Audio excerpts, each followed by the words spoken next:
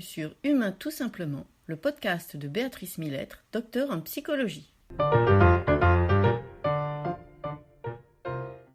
Aujourd'hui dans Humain tout simplement, neuromythes et stéréotypes sur les hauts potentiels.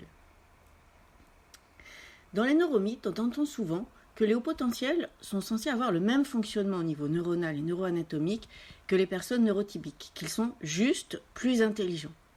Cela est faux.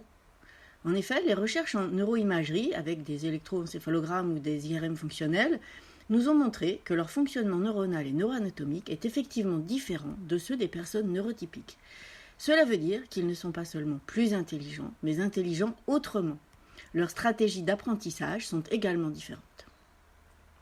Deuxième neuromythe, les hauts potentiels ont un fonctionnement différent au niveau cognitif, c'est-à-dire une plus grande capacité de mémorisation et une vitesse de traitement plus rapide. Cela est vrai. Statistiquement, par exemple, un enfant neurotypique a besoin de 10 répétitions, en moyenne évidemment, pour retenir un concept que l'enseignant est en train de lui expliquer. Un enfant au potentiel n'en a besoin que d'1 à 2 répétitions. Cela explique effectivement le principe de répétition qui est utilisé dans les processus d'apprentissage dans l'éducation. Cependant, cela va créer des difficultés pour les enfants et les jeunes au potentiel qui comprennent plus rapidement ce que leur professeur leur enseigne. Troisième neuromythe, la capacité mentale est génétique et ne peut pas être modifiée par l'environnement ou l'expérience. Cela est faux. Les capacités cognitives sont en partie génétiques, effectivement, mais leur expression dépend de l'environnement dans lequel nous sommes plongés. Ainsi, un environnement enrichissant, chaleureux, bienveillant, par exemple, favorisera l'expression des capacités mentales, quand l'inverse pourra les brider. Et on sait que l'environnement peut brider jusqu'à 70%, ce qui est énorme, l'expression des capacités cognitives. Quatrième neuromythe, les personnes à haut potentiel sont plus anxieuses et plus hypersensibles que leurs pairs neurotypiques en raison de leur cerveau particulier. Cela est faux. C'est un neuromythe qui a la peau dure, mais qui est complètement faux. Et les recherches aujourd'hui nous montrent qu'au contraire, les personnes au potentiel sont moins anxieuses que leurs pairs neurotypiques. Être haut potentiel n'est associé à aucune pathologie. Le fait d'être haut potentiel, d'avoir un QI élevé, a au contraire un effet protecteur sur la santé mentale, ce qui aide à faire face à l'anxiété.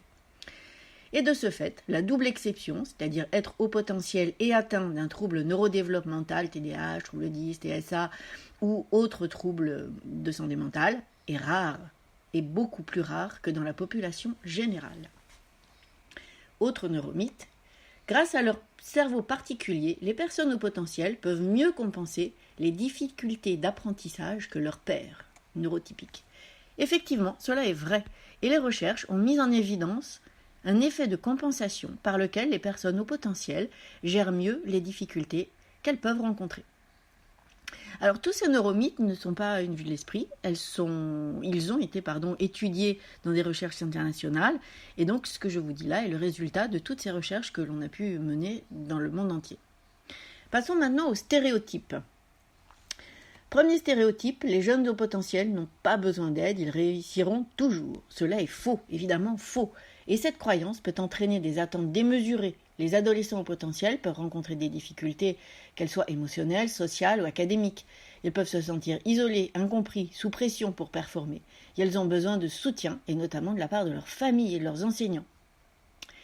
Deuxième stéréotype, les hauts potentiels sont tous des génies dans tous les domaines. C'est faux, c'est faux, c'est faux.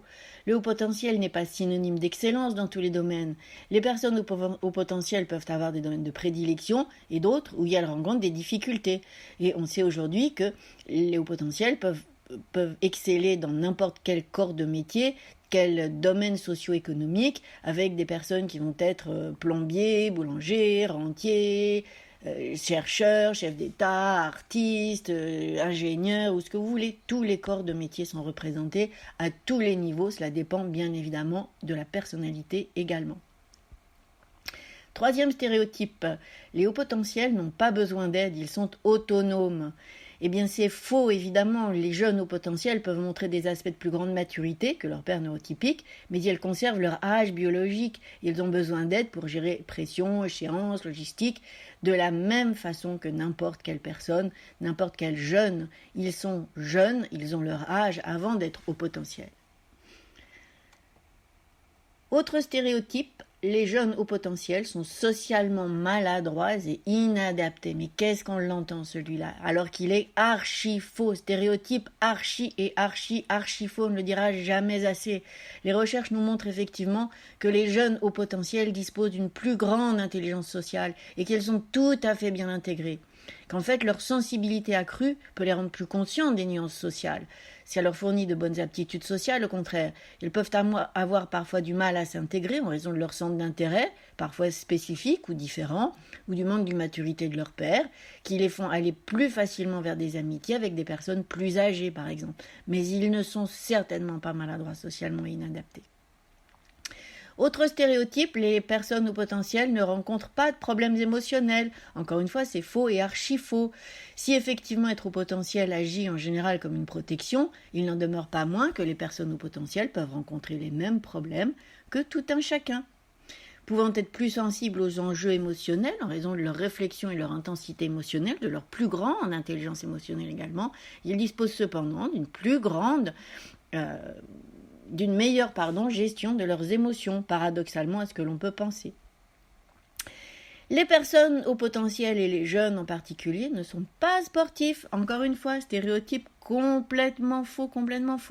Et on sait par exemple que le développement psychomoteur des enfants au potentiel est en avance par rapport à celui des enfants neurotypiques. Ils vont tenir leur tête plus tôt, tendre leurs mains plus tôt, s'asseoir plus tôt, tout ça statistiquement en moyenne bien évidemment. Donc leur développement psychomoteur est en avance de phase par rapport à celui des enfants neurotypiques. Et s'il est courant de percevoir les jeunes au potentiel comme des esprits brillants, déconnectés du monde physique, enfermés dans la contemplation de leurs pensées, maladroits dans leurs gestes et sportifs médiocres, eh bien ma foi, tout ça est faux et leurs aptitudes physiques sont également supérieures à la moyenne et ce qu'on constate, ce qu'on sait, c'est que de nombreux sportifs de haut niveau sont aussi au potentiel. Alors, haut les cœurs, tous ces stéréotypes et ces neuromythes à méditer pour qu'on parle de manière plus appropriée de toutes ces personnes au potentiel.